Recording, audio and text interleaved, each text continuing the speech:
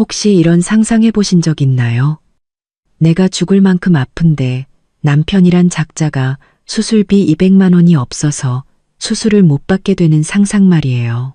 제 이야기 지금부터 시작합니다. 보호자분 빨리 보증금 200만 원 결제해 주세요. 바로 수술 들어가야 합니다. 대학병원 응급실 침대에 누워있는 제 귓가로 간호사의 재촉이 들려왔어요.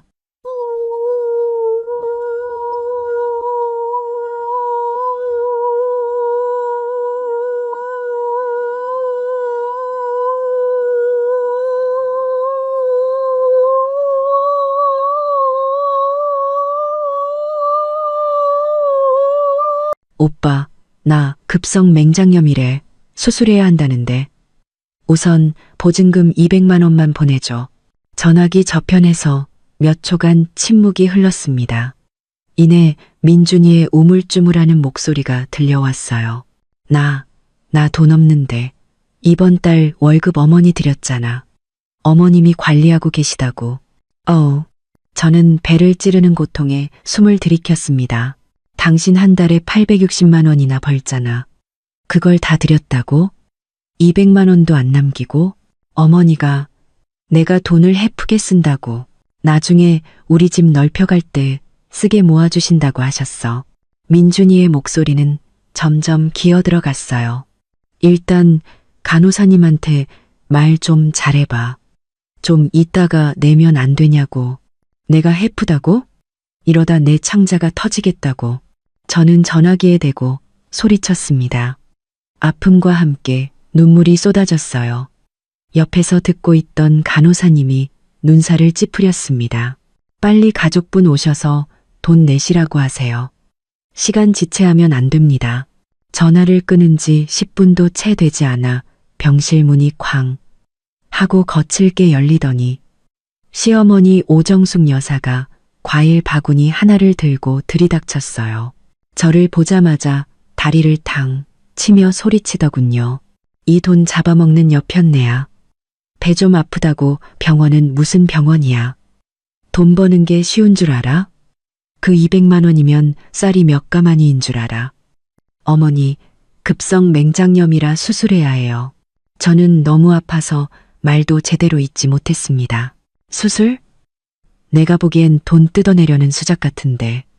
시어머니는 과일 바구니를 침대 옆 협탁에 쾅 내려놓았고 사과 몇 개가 바닥으로 굴러 떨어졌습니다. 우리 민준이가 한 달에 860씩 버는 돈 다 내가 모으고 있어. 너 같은 동기신한테 한 푼이라도 줄 것 같아? 제가 보기엔 평소에 군것질이나 해대니까 배탈이 난 거지. 집에 가서 뜨거운 물이나 한 사발 마시면 나을걸. 옆 침대 아주머니가 보다 못해 한마디 거들었습니다. 아이고, 사부인. 맹장염은 놔두면 큰일 나요. 사람 잡는다고요. 댁은 뭔데 참견이야. 시어머니는 눈을 부라리며 소리쳤습니다. 우리 집이래 당신이 상관할 바 아니잖아. 그때 간호사님이 주사기를 들고 들어오며 굳은 얼굴로 말했습니다. 환자 보호자분 빨리 수납하고 오세요. 의사 선생님 기다리고 계십니다. 시어머니는 의자에 털썩 주저앉아 다리를 꼬더군요. 난 돈 없어. 낼 거면 지가 내라지. 알도 못 낳는 암탉한테 우리 김씨 집안 돈 쓰는 건 낭비야. 그 말은 비수가 되어 제 심장에 깊숙이 박혔습니다. 결혼 3년 동안 아이가 없다는 건 늘 시어머니의 공격 레퍼토리였죠. 저는 침대 시트를 꽉 움켜쥐었습니다. 손톱이 살을 파고드는 것 같았어요. 한바탕 쏘아붙이려는데 그때 전화가 울렸습니다. 엄마였어요. 서연아, 괜찮니? 수화기 넘어 엄마의 목소리는 차분했습니다. 엄마, 저는 입을 열자마자 목이 메었습니다. 이 사람들이 수술 보증금을 안 내줘. 울지 마라. 엄마가 제 말을 끊었습니다. 방금 내 통장으로 500만 원 보냈다. 우선 수술비부터 내. 그리고 명심해. 그 사람들이 무슨 말을 하든 일단은 참아. 몸부터 챙겨야지. 하지만 엄마 말 들어. 다 낫고 나면 엄마가 어떻게 해야 할지 알려줄게. 전화를 끊자마자 돈이 입금되었다는 알림이 떴습니다. 저는 다급하게 간호사를 불렀어요. 저 돈 들어왔어요. 지금 바로 낼게요. 이 말을 들은 시어머니는 벌떡 일어났습니다. 누가 돈을 줬어? 내 엄마지? 그럴 줄 알았어. 우리 민준이 돈을 왜 내가 관리하면 안 된다는 건데. 저는 시어머니를 무시하고 침대에서 내려오려고 몸부림쳤습니다. 그러자 시어머니가 갑자기 달려들어 제 핸드폰을 뺏으려고 했어요. 그 돈 다시 보내. 그건 우리 김씨 집안 돈이야. 간호사님이 급히 시어머니를 막아섰습니다. 지금 뭐 하시는 거예요? 환자 수술해야 한다고요. 옆 침대 아주머니도 와서 말렸지만 시어머니는 붙들린 채로 발악했습니다. 박서연, 이 배은망덕한 것. 우리 집에서 먹고 자면서 이제 와서 팔꿈치를 밖으로 굽혀? 내가 분명히 말하는데 그 돈 한 푼이라도 쓰기만 해봐. 당장 민준이 시켜서 너랑 이혼하게 만들 테니까. 저는 벽을 짚고 수납 창구로 걸어갔습니다. 등 뒤로 쏟아지는 욕설이 비수처럼 꽂혔어요. 복도를 가득 메운 소독약 냄새에 코끝이 시큰거렸습니다. 배에 흐르는 식은땀을 닦으며 저는 마음속으로 도끼를 품었습니다. 보증금 200만 원. 그 돈으로 한 집안의 민낯을 똑똑히 봤다. 엄마는 참으라고 했다. 좋아, 일단은 참아주지. 하지만 이 빚, 나중에 반드시 원금의 이자까지 쳐서 받아내고 말 테다. 수납을 마치고 돌아오니 시어머니는 이미 가버리고 없었습니다. 바닥에는 아까 굴러떨어진 사과들이 뒹굴고 있었죠. 저는 발치에 굴러온 사과 하나를 툭 걷어차고는 수술을 기다리며 침대에 누웠습니다. 새하얀 천장이 눈부셨어요. 저는 핸드폰에 찍힌 엄마의 메시지를 꽉 쥐었습니다. 엄마가 있잖아. 마취 주사가 들어오기 직전 제 머릿속에는 단 하나의 생각뿐이었습니다. 김민준, 오정숙, 당신들 두고 봐. 병원에서 돌아온 날 하늘은 잔뜩 흐려 있었습니다. 저는 수술 부위를 감싸 안고 현관에 들어섰죠. 시어머니 오정숙 여사가 소파에 앉아 가계부를 펼쳐놓고 주파나를 튕기고 있었습니다. 왔냐? 시어머니는 저를 흘끗 보더니 가계부를 탁자 위로 탁 던졌습니다. 병원에 3일 입원하고 80만 원 넘게 썼더구나. 다 쓸데없는 돈이야. 동네 한의원 가서 침 한 대 맞으면 될 것을 굳이 병원 가서 칼을 대고 와? 저는 시어머니와 말다툼할 기운도 없어 벽을 짚고 방으로 들어가려 했습니다. 그때 시누이 김민지가 방에서 뛰쳐나왔어요. 몸에는 태그도 떼지 않은 새 원피스가 걸려 있었죠. 엄마, 나 이 옷 어때? 방금 백화점에서 샀어. 28만 원짜리야. 시어머니의 얼굴이 금세 활짝 폈습니다. 민지의 손을 잡고 이리저리 돌려보더군요. 어머, 예쁘다. 우리 딸은 뭘 입어도 예쁘지. 돈 모자라면 말해. 엄마가 더 보내줄게. 저는 그 모녀를 보고 속이 울렁거렸습니다. 제가 입원한 날 죽을 듯이 아파하는데도 시어머니는 보증금 200만 원을 절대로 내줄 수 없다고 했었죠. 그런데 지금 시누이 원피스 한 벌에는 눈 하나 깜짝하지 않는 겁니다. 어머니, 저는 문틀을 붙잡고 섰습니다. 저 막 퇴원해서 그런데 몸보신하게 갈비라도 좀 사서 끓여 먹어야겠어요. 시어머니의 얼굴이 순식간에 굳어졌습니다. 몸보신은 무슨, 사람은 밥심으로 사는 거야. 흰죽에 김치만 있어도 잘 살아.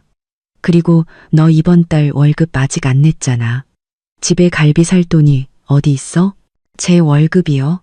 저는 어이가 없었습니다. 저 이번 달 월급날 아직 멀었는데요. 내까지 거 월급 몇 푼이나 된다고. 시어머니는 콧방귀를 뀌었습니다. 중요한 건 민준이 월급은 다 내가 갖고 있다는 거지. 걔가 한 달에 860이나 버는데 너한테 함부로 쓰게 둘 것 같아? 마침 그때 남편 김민준이 문을 열고 들어왔습니다. 제게 양복 상의를 건네주더군요. 양복을 받아들 때 주머니에 들어있던 값비싼 담뱃갑이 손에 걸렸습니다. 제가 담배 냄새를 싫어하는 걸 알면서도 그는 요즘 들어 매일 담배를 피웠습니다. 아이고, 우리 아들 왔어? 시어머니는 벌떡 일어나 민준에게 물을 따라 주었습니다. 오늘 힘들었지? 엄마가 너 좋아하는 돼지갈비찜 해놨어. 저는 심장이 쿵 내려앉는 기분이었습니다. 돼지갈비찜이라니. 그건 제가 아침에 먹고 싶다고 했던 음식이잖아요. 어머니, 저 몸이 안 좋아서 갈비탕이 먹고 싶어서요. 저는 민준에게 다가가 소매를 잡아 끌었습니다. 야, 민준은 제 손을 뿌리쳤습니다. 엄마가 해주는 대로 먹어. 까다롭게 굴지 말고. 의사 선생님이 너 음식 가려 먹으라고 했잖아. 저는 그가 주방으로 들어가 커다란 그릇에 담긴 돼지갈비찜을 들고 나와 시어머니 시누이와 함께 개걸스럽게 먹는 모습을 지켜보았습니다. 갑자기 온몸에 한기가 들었어요. 분명 여름인데도 저는 겉옷을 단단히 여몄습니다. 그 후로 며칠 동안 집안의 식단은 눈에 띄게 부실해졌습니다. 아침은 흰죽과 김치, 점심은 나물 반찬, 저녁은 또 흰죽과 장아찌. 어쩌다 고기를 사와도 시장에서 마감떨이로 파는 비계 덩어리뿐이었죠. 어느 날 제가 물을 마시러 부엌에 갔다가 시어머니가 시누이와 통화하는 것을 듣게 되었습니다. 민지야, 엄마가 50만 원 보냈다. 그걸로 신상 향수 나온 거 사. 내 새언니한테는 말하지 말고. 쥐꼬리만 한 월급으로 제 한 몸 건사하기도 힘든 애가 뭘 알겠니. 저는 물컵을 쥔 손에 힘을 주었습니다. 유리컵이 부서질 것 같았어요. 그날 저녁 민준이 퇴근했을 때 저는 이 일을 꺼냈습니다.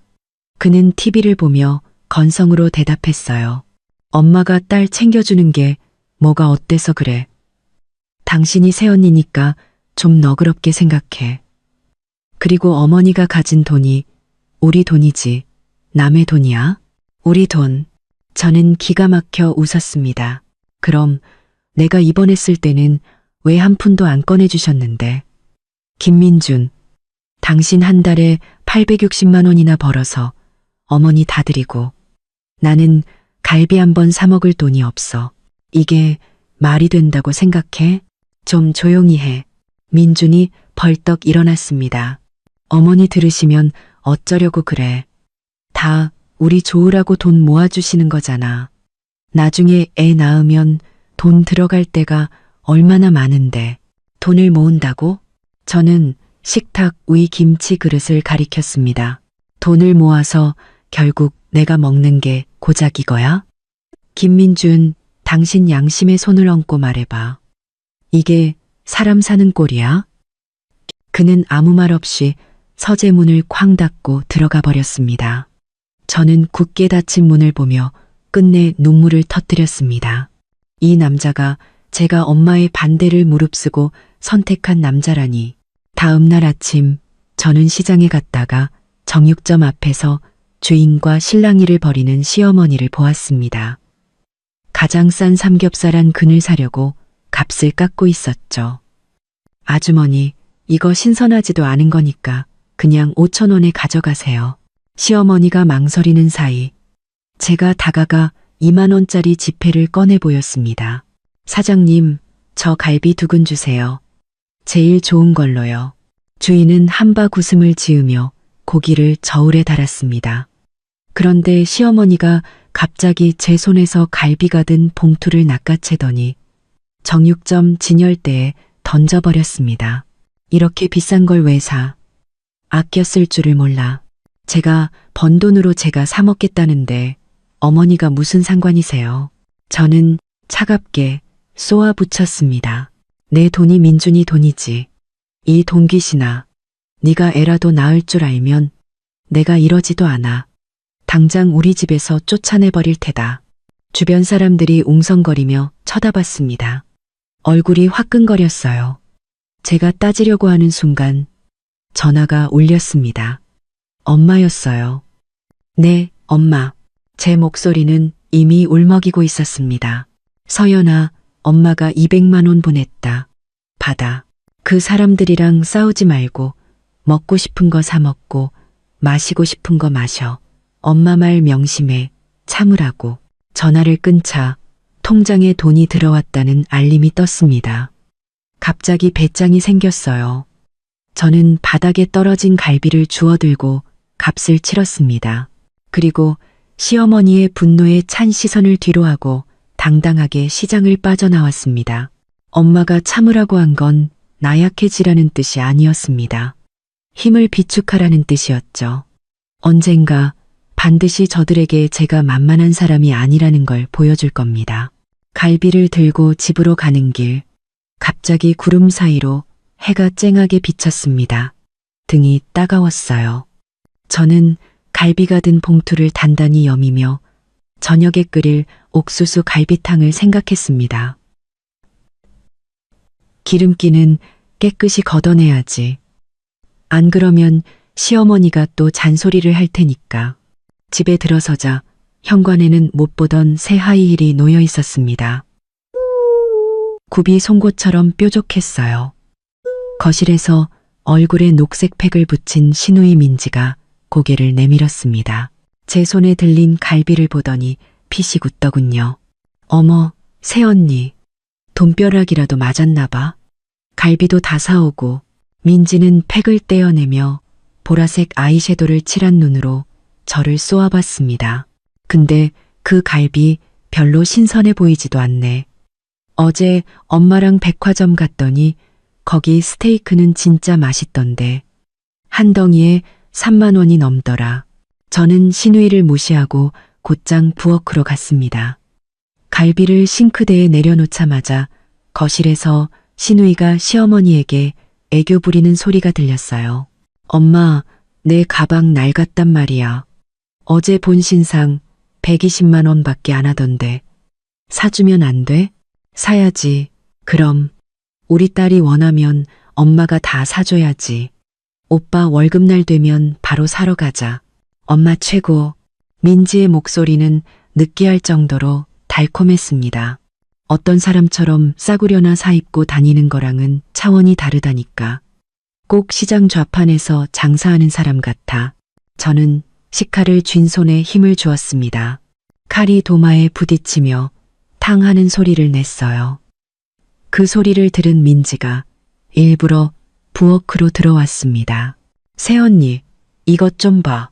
그녀는 손목에 찬 금팔찌를 흔들어 보였습니다. 이거 엄마가 며칠 전에 사준 거야. 20g도 넘어. 새언니 결혼할 때 친정에서 은팔찌 하나 해줬다면서? 쯧쯧. 비교가 안 되네. 그 은팔찌는 외할머니가 물려주신 유품이었습니다. 값비싼 건 아니었지만 10년 넘게 제 손목을 지켜준 소중한 물건이었죠. 저는 민지의 금팔찌를 보며 입원하던 날 단돈 200만 원이 없다고 악을 쓰던 시어머니의 얼굴을 떠올렸습니다. 넌 참 돈 쉽게 버네. 그게 다 누구 돈인데.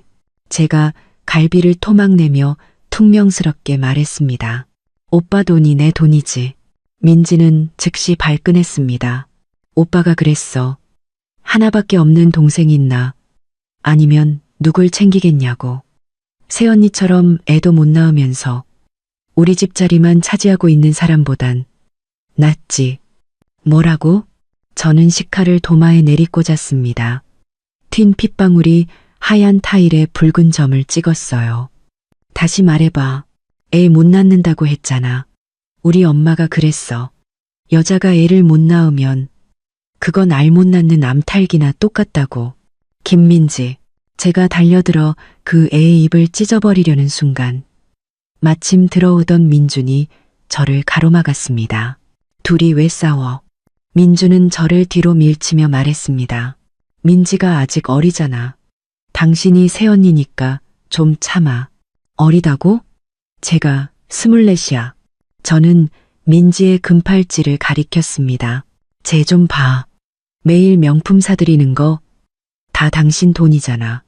내가 병원에 있을 땐 200만 원도 없다더니 쟤는 가방 하나에 120만 원을 써. 이게 당신이 말하는 참으라는 거야? 민주는 미간을 찌푸렸습니다. 민지는 내 하나뿐인 동생이야. 시집도 안 갔는데 오빠인 내가 좀 챙겨주는 게 뭐가 문제야? 그리고 그 돈 다 어머니가 모아두고 계셔. 함부로 쓴 거 아니라고. 함부로 쓴 게 아니라고? 저는 기가 막혀 웃었습니다. 어제는 28만 원짜리 원피스. 오늘은 120만 원짜리 가방. 이게 함부로 쓴 게 아니면 뭔데? 김민준. 당신 한 달에 860만 원 벌면서 나는 갈비 한 번 사 먹는 것도 눈치 봐야 해. 이게 합리적이야? 당신 왜 이렇게 속이 좁아졌어? 민준의 목소리가 차갑게 가라앉았습니다. 집안 돈은 어머니가 관리하시니까 난 안심이야. 당신은 그냥 조용히 살림이나 잘해. 쓸데없는 생각하지 말고. 그때 시어머니가 다가와 민준의 팔짱을 꼈습니다. 민준아, 아내랑 싸우지 마라. 쟤 막 퇴원해서 예민해서 그래. 민지야, 어서 새언니한테 사과해. 민지는 마지못해 미안해요 하고 중얼거렸습니다. 자, 이제 그만하고 밥 먹자. 오늘 우리 민준이 몸보신 시키려고 생선 조림 해놨어. 저는 식탁 위에 놓인 먹음직스러운 생선 조림을 보고도 입맛이 뚝 떨어졌습니다. 민지는 생선 뱃살만 골라 먹으며 시어머니에게 말했어요. 엄마, 다음 주에 친구 결혼식 가야 하는데 폼나게 외제차라도 렌트해서 가고 싶어. 하루에 80만 원이면 된대. 시어머니는 즉시 대답했습니다. 렌트는 무슨, 그냥 한 대 사. 오빠 돈 많은데 뭐. 어머니, 저는 더 이상 참을 수 없었습니다. 80만 원이 평범한 사람이 얼마나 오래 살 수 있는 돈인지 아세요? 민준이가 버는 돈이 땅 파서 나오는 게 아니란 말이에요. 우리 집 일에 네가 뭔데 나서. 시어머니가 젓가락을 식탁에 내리쳤습니다. 네가 민준이 아내만 아니었으면 이 집 문턱도 못 넘어왔을 줄 알아. 민준은 저를 침실로 밀어넣으며 말했습니다. 방에 들어가서 쉬어. 괜히 소란 피우지 말고. 저는 그의 손을 뿌리쳤습니다. 이 집구석 더는 못 살겠네. 나갈 거야. 가, 누가 너 잡는데. 뒤에서 민지가 소리쳤습니다. 그 거지 같은 은팔찌나 잘 챙겨가. 저는 침실로 뛰어 들어가 지갑만 챙겨서 밖으로 나갔습니다. 거실을 지날 때 시어머니가 민준에게 하는 말이 들렸어요. 냅둬. 배고프면 알아서 기어 들어오겠지. 민준아, 내일 당장 가서 민지 차 계약해. 그 빨간색 스포츠카 예쁘더라. 문이 닫히는 순간 민준이 나지막이네 하고 대답하는 소리가 들렸습니다. 복도의 센서 등이 깜빡였습니다. 저는 주머니 속 은팔찌를 만지작거리며 헛웃음을 쳤습니다. 아파트 입구에 이르렀을 때 전화가 울렸습니다. 엄마였어요. 여보세요. 하자마자 눈물이 터져 나왔습니다. 서연아, 속상한 일 있었니? 엄마의 목소리는 한없이 다정했습니다. 마음 쓰지 말고 일단 엄마 집으로 와. 친정으로 가는 버스에 앉아 창밖의 네온사인을 바라보았습니다. 손목에 은팔찌를 보며 어릴 적 엄마가 이 팔찌를 채워주며 했던 말이 떠올랐어요. 이건 비싼 건 아니지만 우리 딸 애군을 막아줄 거야. 나중에 무슨 일이 있어도 항상 허리 꼿꼿이 펴고 살아. 저는 눈물을 훔치며 마음속으로 다짐했습니다. 김민지, 오정숙, 당신들 두고 봐. 내가 언제까지나 당하고만 있지는 않을 거야. 엄마 집 현관문이 열리자 구수한 닭곰탕 냄새가 확 풍겨왔습니다. 신발을 갈아 신으려는데 신발장 위에 제가 좋아하는 분홍색 털 슬리퍼가 놓여 있었어요. 어서 와. 탕 다 끓었어. 엄마는 제 가방을 받아들고 제 손에 따뜻한 손난로를 쥐어주었습니다. 손이 얼음장이네. 식탁에는 커다란 뚝배기에 담긴 닭곰탕과 먹음직스러운 돼지갈비찜이 차려져 있었습니다. 젓가락을 든 손이 떨렸어요. 갈비찜 한 점을 입에 넣자 눈물이 뚝뚝 떨어졌습니다. 왜 울어? 속상한 일 있으면 엄마한테 다 털어놔. 엄마가 해결해 줄게. 저는 신우이가 명품을 사드리고 차를 사달라고 조른 일. 그리고 민지는 아직 어리잖아라고 했던 말까지 전부 털어놓았습니다. 엄마는 말없이 제 그릇에 고기를 계속 얹어주었죠. 엄마, 민준이 진짜 바보 아니야. 한 달에 860만 원을 벌면서 자기 용돈은 8만 원만 남기고 다 시어머니한테 준대. 바보인지 아닌지는 중요하지 않아. 중요한 건 그놈 마음속에 네가 없다는 거지. 엄마는 젓가락을 내려놓았습니다. 서연아, 엄마가 처음부터 그 결혼 반대했잖아. 네가 고집을 부렸지. 전 그 사람이 착한 줄 알았어요. 진짜 착한 사람이 아내가 아파서 입원했는데 돈을 안 내주니? 엄마는 제 말을 잘랐습니다. 내일 집에 돌아가거든. 그놈 핸드폰 좀 들여다봐. 특히 계좌 이체 내역. 그래도 될까요? 안 될 게 뭐 있어. 엄마는 저를 쏘아보았습니다. 그놈은 월급을 전부지 엄마한테 갖다 바치는데 너는? 네가 그 집에 시집간 게 머슴살이 하려고 간 건 아니잖아. 다음 날 아침 저는 마지못해 집으로 돌아갔습니다. 민주는 욕실에서 샤워 중이었고 핸드폰은 침실 협탁 위에 놓여 화면이 켜진 채였습니다. 저는 심호흡을 하고 다가가 핸드폰을 집어들었습니다. 지문으로 잠금을 해제했어요. 비밀번호는 아직도 우리의 결혼기념일이었습니다. 헛웃음이 나왔죠. 메신저에는 별다른 게 없었습니다. 저는 은행 앱을 열었습니다. 심장이 쿵쾅거렸어요. 가장 최근 이체 내역은 어제였습니다. 민준이 시어머니에게 1억 원을 보냈더군요. 메모에는 민지차 계약금이라고 적혀 있었습니다. 위로 스크롤을 올리니 매달 15일마다 860만 원이 오정숙이라는 이름으로 이체된 기록이 빼곡했습니다. 가장 기가 막혔던 건 그의 통장 잔고였습니다. 79, 600권, 8만 원에서 400권이 모자랐죠. 내역을 계속 살피던 저는 반년 전에 이체 기록을 발견하고 숨을 멈췄습니다. 5천만 원. 수취인은 김민지, 메모는 집 장만. 내 핸드폰으로 뭐해. 민준이 목욕 가운만 걸친 채 문 앞에 서 있었습니다. 머리에서 떨어진 물방울이 바닥을 적셨어요. 저는 핸드폰을 침대 위로 던지며 화면을 가리켰습니다. 이 5천만 원, 뭐야. 김민지가 집 사는데 왜 당신 돈을 써? 그리고 이 매달 860만 원은 또 뭐고? 당신 나를 바보로 알아? 민준의 얼굴이 시뻘개졌습니다. 내 핸드폰 훔쳐봤어.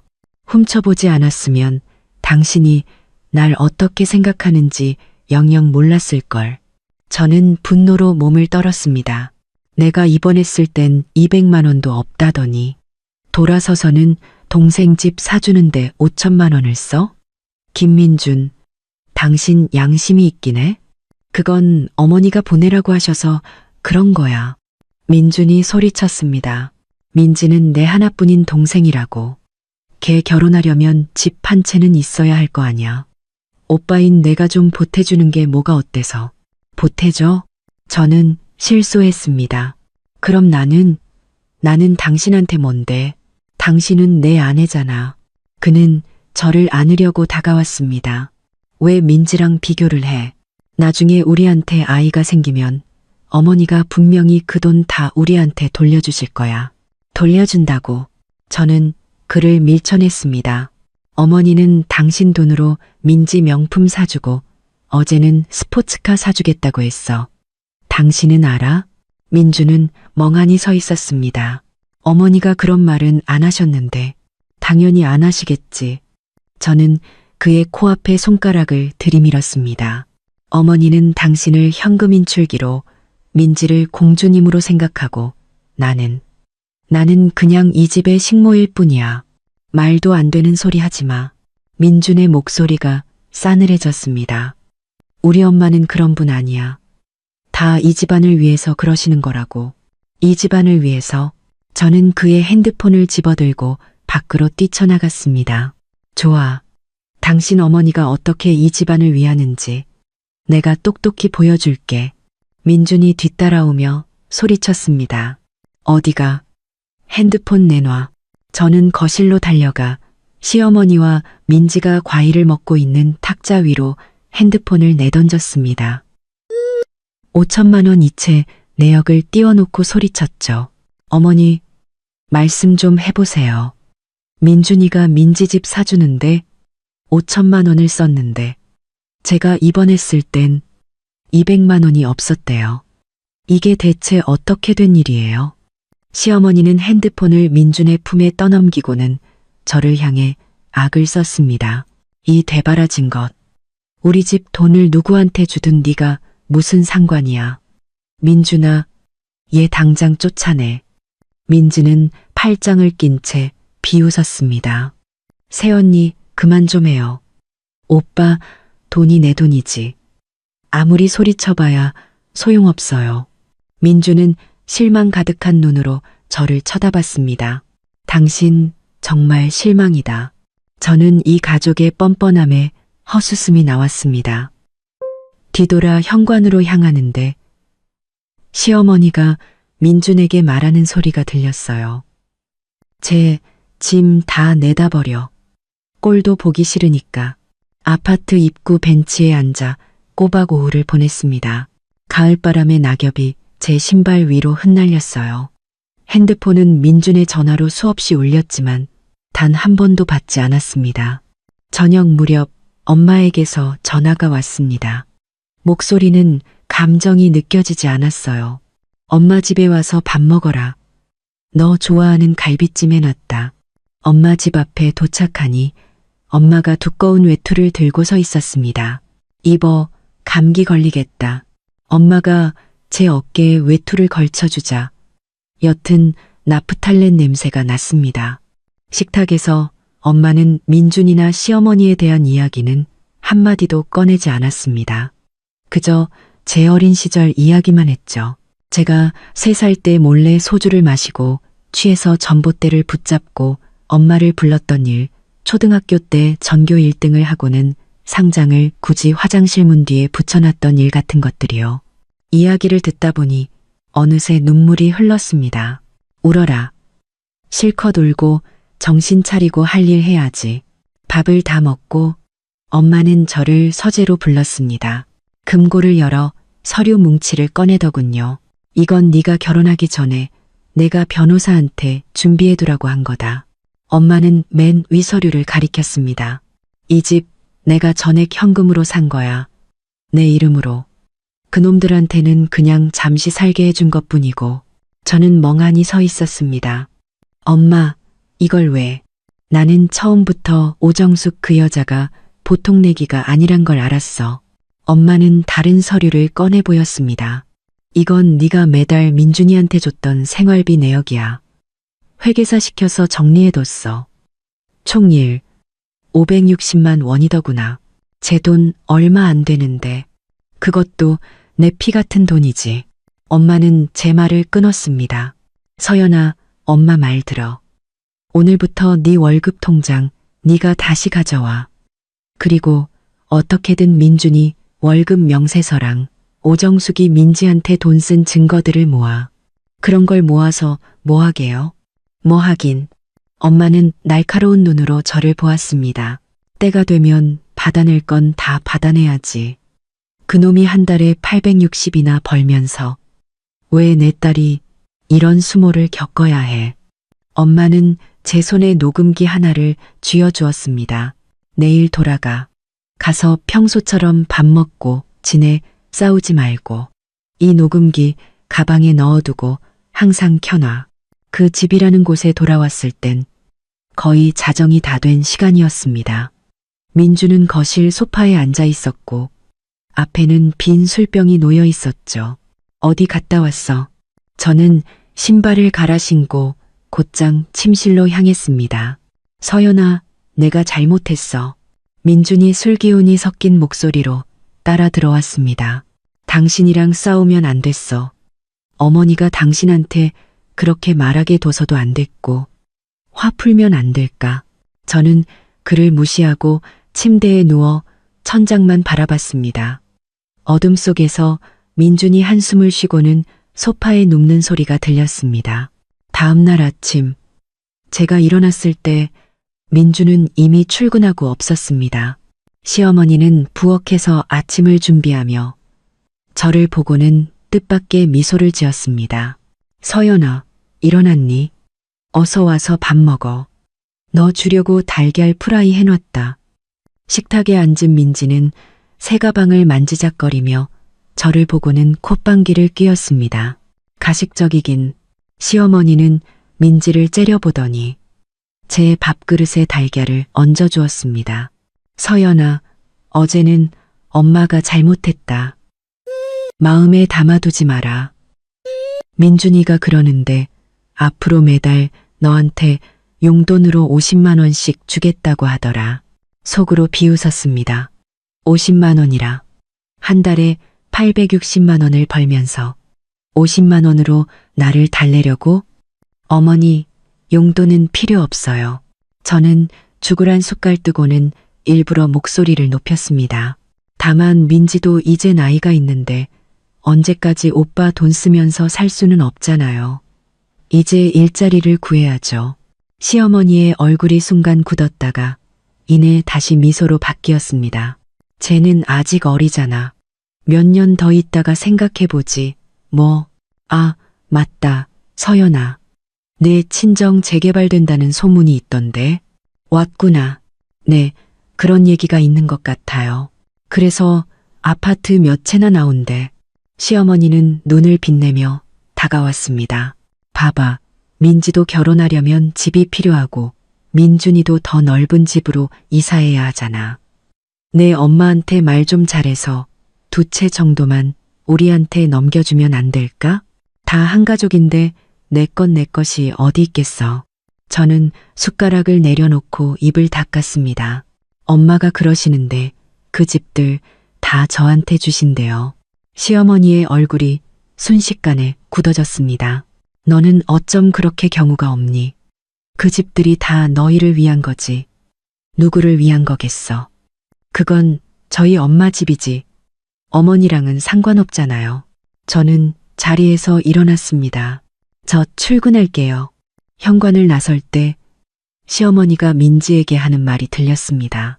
저 싸가지 없는 것 좀 봐. 재개발 아파트 받기만 해봐. 내가 어떻게 구워 삶는지 보여줄 테니. 저는 가방 속 녹음기를 만졌습니다. 녹음 버튼은 여전히 빨간불을 빛내고 있었죠.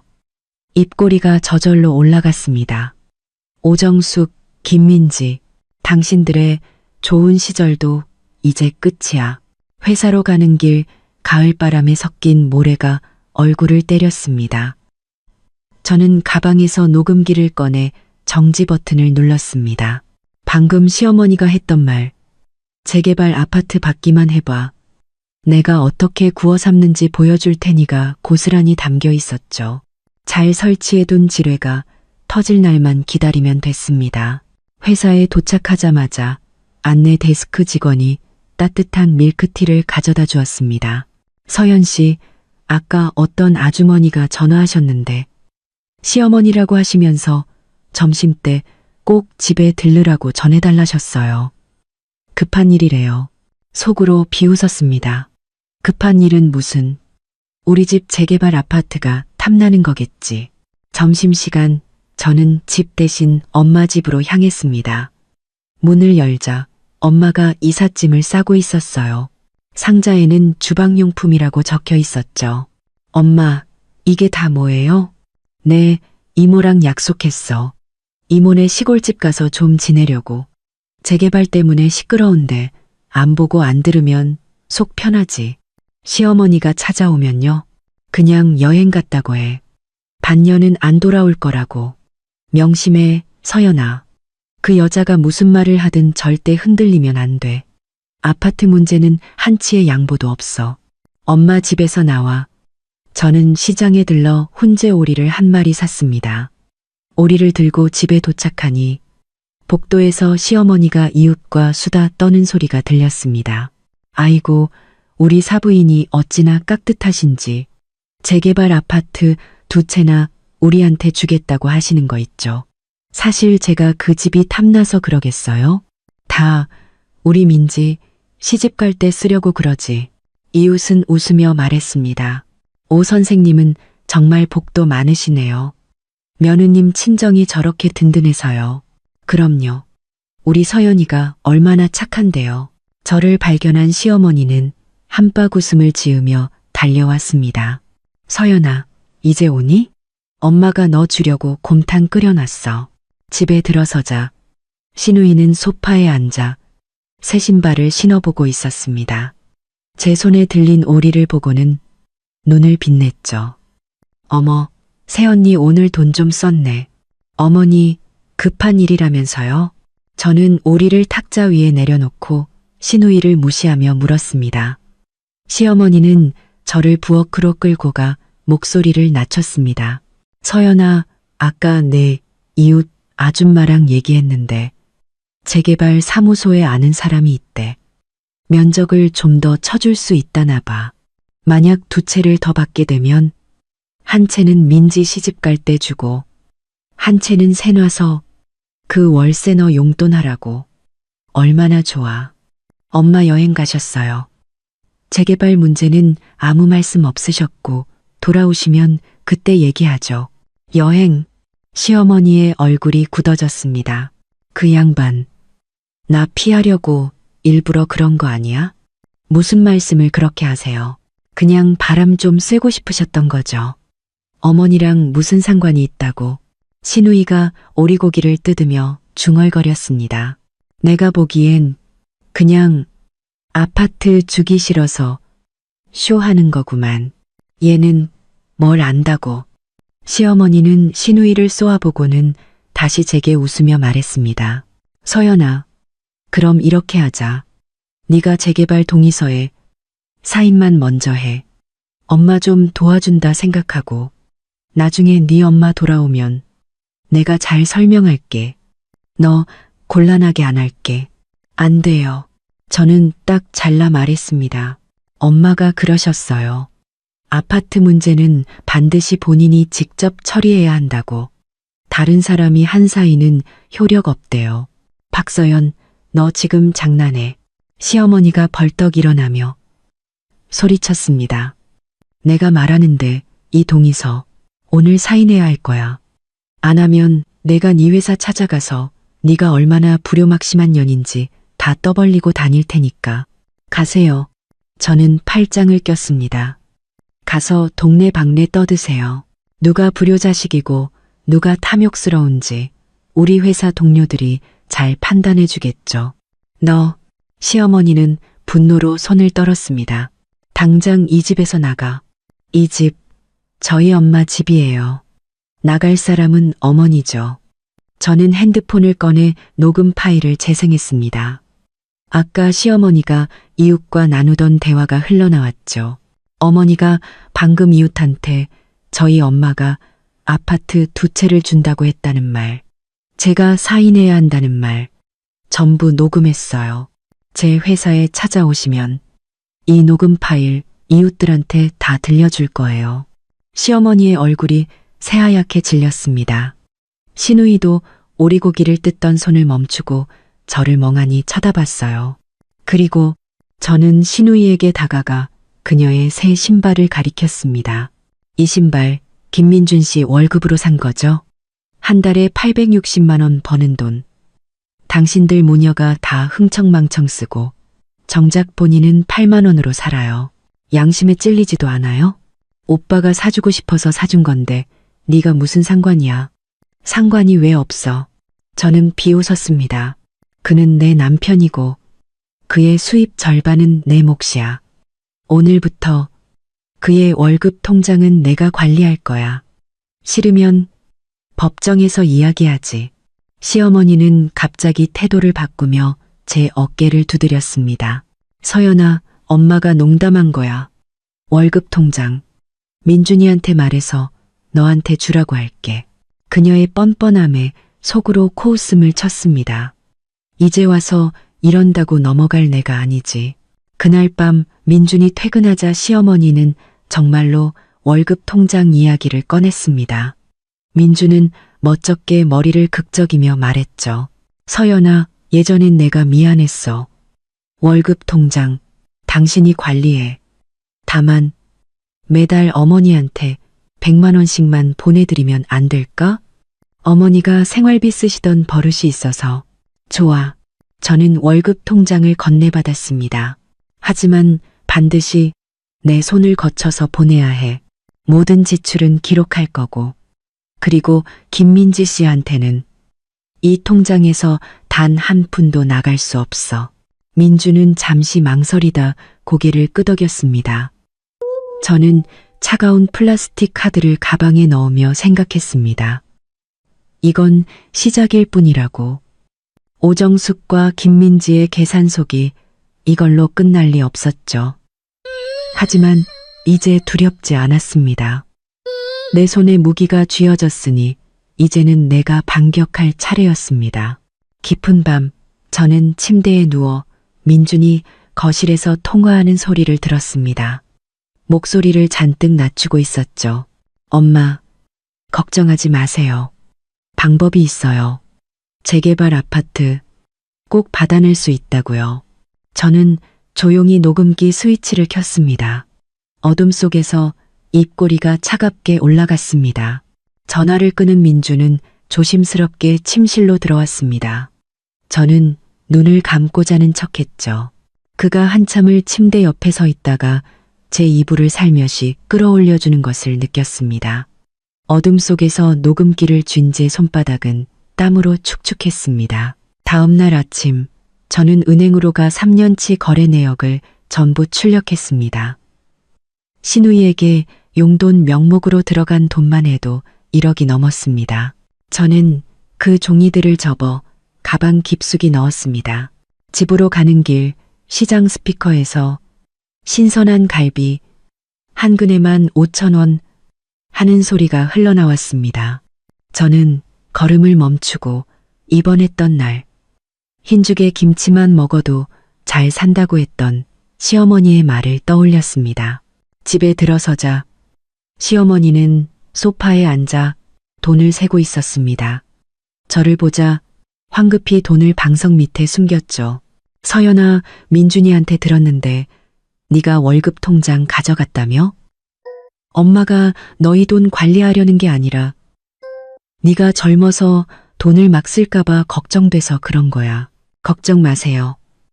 저 돈 막 안 써요. 저는 사온 채소를 부엌에 내려놓으며 일부러 목소리를 높였습니다. 아, 어제 엄마랑 통화했는데 재개발 아파트 문제 상의해 볼 수 있대요. 시어머니는 벌떡 일어났습니다. 방석 밑에 있던 돈이 우수수 떨어졌죠. 정말?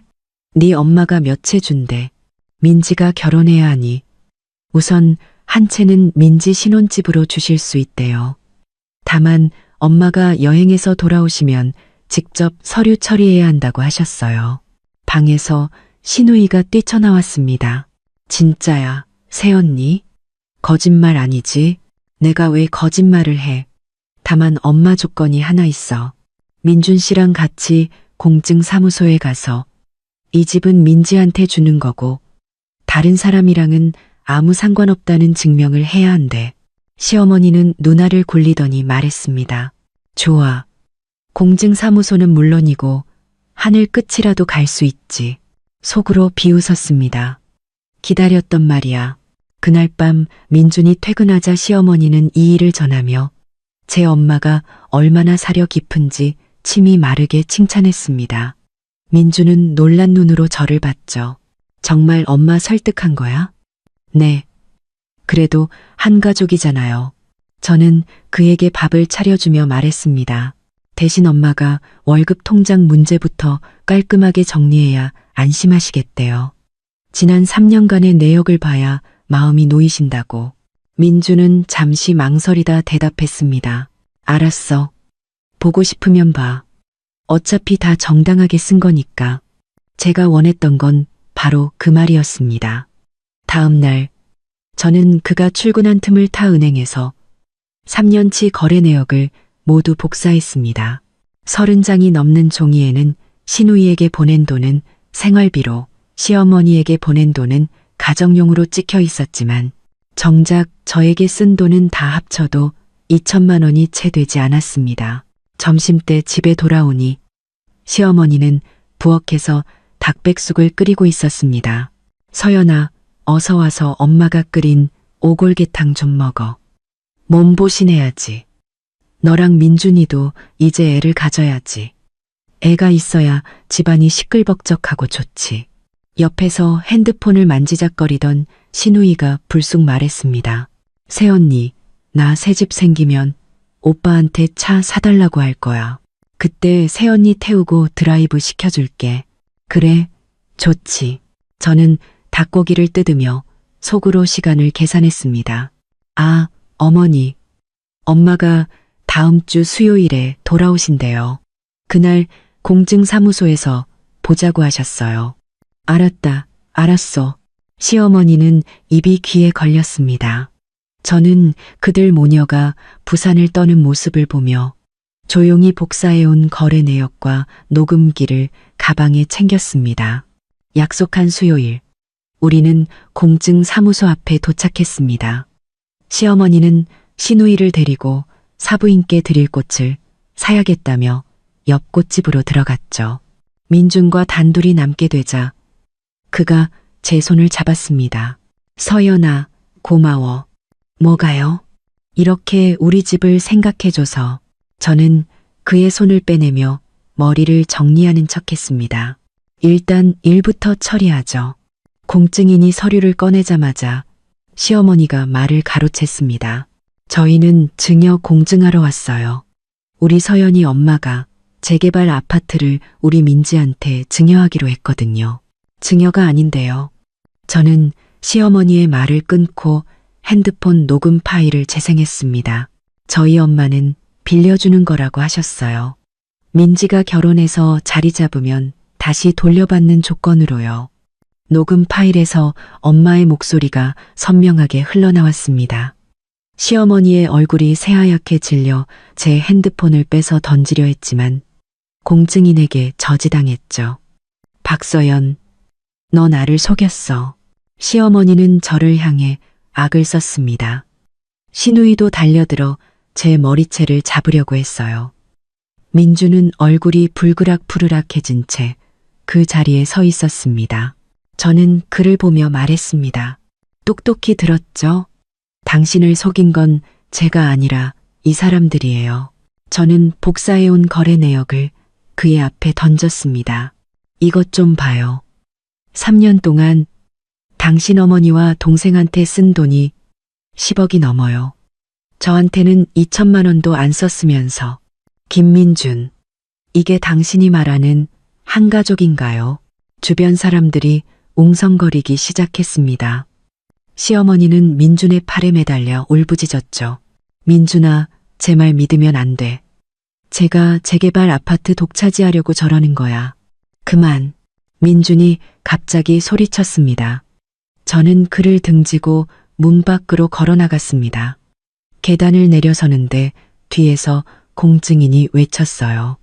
손님, 서류 안 가져가세요. 필요 없어요. 저는 뒤도 돌아보지 않았습니다.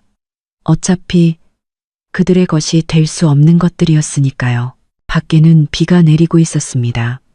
가방 속에 든 서류와 녹음기가 든든하게 느껴졌습니다. 그때 엄마에게서 메시지가 왔습니다. 잘했다. 저는 비를 맞으며 웃었습니다. 경찰차가 떠나자마자 제 핸드폰은 불이 났습니다.